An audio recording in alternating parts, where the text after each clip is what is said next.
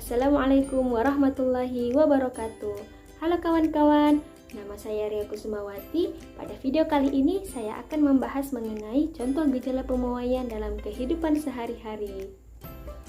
Pernah tidak sih teman-teman sekalian mengamati sebuah benda, jika diberikan perubahan suhu maka benda tersebut akan mengalami pemuaian. Nah, kenapa bisa? Memang pemuaian tersebut tidak terlihat dengan jelas karena pemuaian tersebut sangatlah kecil perubahannya dibandingkan ukuran semulanya. Nah, tapi perlu diketahui juga bahwa pemuaian itu benar-benar terjadi. Nah, ingin tahu lebih lengkapnya? Yuk simak video pembelajaran berikut mengenai gejala pemuaian dalam kehidupan sehari-hari. Sebelum kita masuk ke contoh gejalanya, kita harus terlebih dahulu mengetahui apa sih yang dimaksud dengan pemuaian. Nah, jadi pemuaian merupakan bertambahnya ukuran benda yang terjadi karena adanya kenaikan suhu. Nah, pemuaian tersebut ini bisa terjadi kepada zat cair, zat padat, dan juga zat gas. Besarnya pemuaian zat sangat tergantung pada ukuran benda pertamanya karena kenaikan suhunya dan jenis zatnya itu sangat juga dipengaruhi.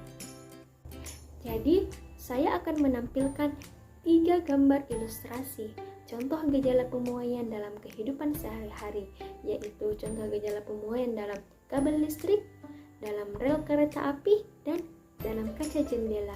Nah, ketiga contoh ini saya membuat sebuah ilustrasi untuk memahamkan kepada teman-teman sekalian mengenai contoh gejala pemuaian dalam kehidupan sehari-hari.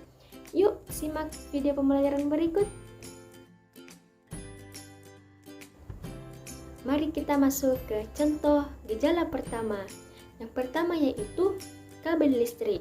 Nah, jika kita perhatikan, kabel yang dipasang di pinggir jalan tersebut terlihat kendur pada siang hari.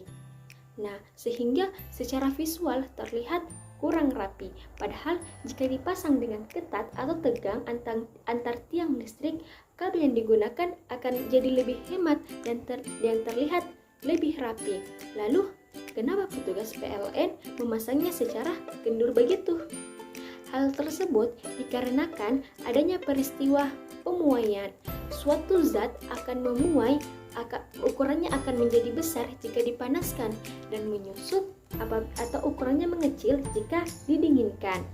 Karena hal ini terjadi karena adanya proses rotasi bumi. Suhu di siang hari akan menjadi panas dan cenderung akan menyebabkan suatu zat akan memuai. Sedangkan pada malam hari cuaca akan menjadi lebih dingin dan cenderung membuat suatu zat itu menyusut. Sehingga pada siang hari kabel listrik akan menjadi kendor dan pada malam hari kabel listrik akan menjadi tegang lagi kembali. Contoh gejala kedua yaitu pemuaian pada kaca jendela.